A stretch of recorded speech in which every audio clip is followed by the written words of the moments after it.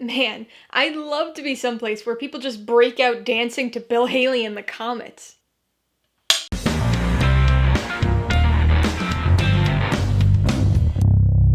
Hey everybody, welcome to Mainly Movies. Today I'm going to be talking about the 2018 Polish romantic drama, Cold War. If you're new here, please consider subscribing for a variety of movie-related content like reviews, rank lists, and trailer reactions.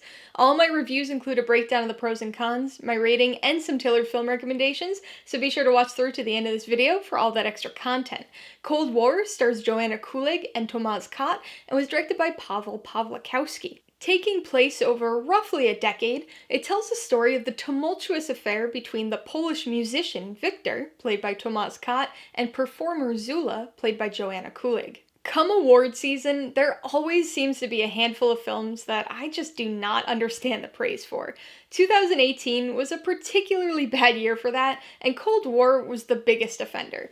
Perhaps the most disappointing thing about Cold War was that I thought this one actually looked like it could be okay. This was one of those movies that I drove several hours to be able to see in the theater, so that was a little disappointing. I guess I could take solace in the fact that I wasn't dying to see it at least, because that would have been an even bigger disappointment. I'll admit that the trailer I saw wasn't very informative. I knew this was going to be a romance and there was music, but really had no clue of the plot at all. So after the initial cacophonous opening scene, I actually was pretty interested. It had a really unique premise, and I was on board for the first 25 minutes or so. The premise was intriguing, our would-be lovers had been introduced, some drama had ensued, and then cut. Black screen. The next scene opens, and we're in a different place a year or two later. Odd, but okay. Maybe the time jump was necessary to develop some unseen plot point. Song and dance number, encounter and drama between Victor and Zula, and cut. Black screen. Open scene. A new place. Another year. Again and again. Cold War repetitively lurched through time with a staccato style, and it resulted in an entirely unimpactful story for me. The time jumps and monotony of the plot made it incredibly difficult to ever get attached to any of the characters enough to even care about what happened to them, let alone get invested in their relationship. It also didn't help that neither of the two leads were particularly interesting or sympathetic. It was just an incessant cycle of one character pining after the other, while the other plays on their emotions for their own gain.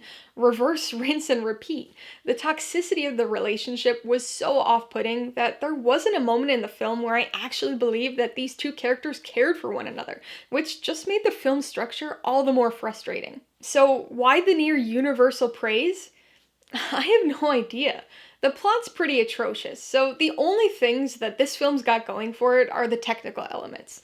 I liked the decision to film in black and white and use the 1:37:1 aspect ratio. That combined with the folksy costumes definitely made this film seem older than it is and more of the time period in which it's actually set. The cinematography was fantastic, though I sometimes think black and white movies have a natural advantage on that front due to the inherent contrast in the image. The film definitely has a lot of wonderfully designed shots. The back-to-the-mirror party conversation, the slow pan from singing Zula to pianist Victor, Zula and Victor walking through the city streets, but unfortunately, that's all there is. It's no wonder those are the moments used in the trailers. A few fantastic shots, a unique premise, 2 hearts and 4 eyes are not enough to win this Cold War. Alright, let's talk about the pros and cons. Honestly, the only pro I can even stretch for is the cinematography. There's some fantastic shots, and the black and white really manages to bring a contrast-laden, brilliant look to the film. The monochrome style also helps bring a sense of slice-of-life authenticity to the movie, especially when combined with the 1:37:1 aspect ratio.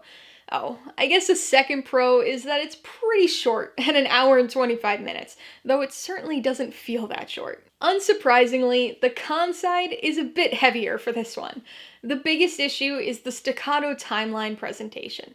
It's totally reasonable to have a love story span years, but the repeated use of abrupt full cuts was just obnoxious after the second or third time. It prevented any sort of flow in the story and frustratingly killed the momentum every 15 minutes or so. Along those same lines, con number 2 is the incredibly repetitive story structure. Although each time jump placed us in a new location and a new time, the basic story was the same each time. Open with a loud concert performance, have a quiet sulking character moment, follow up with a romantic scene and drama, and then cut without any attempt at resolution, over and over again. Con number 3 is the byproduct of the previous two, and that's the lack of character development. By continuously jumping forward in time after very small moments with the main characters, we aren't able to come close to connecting with or having empathy for them.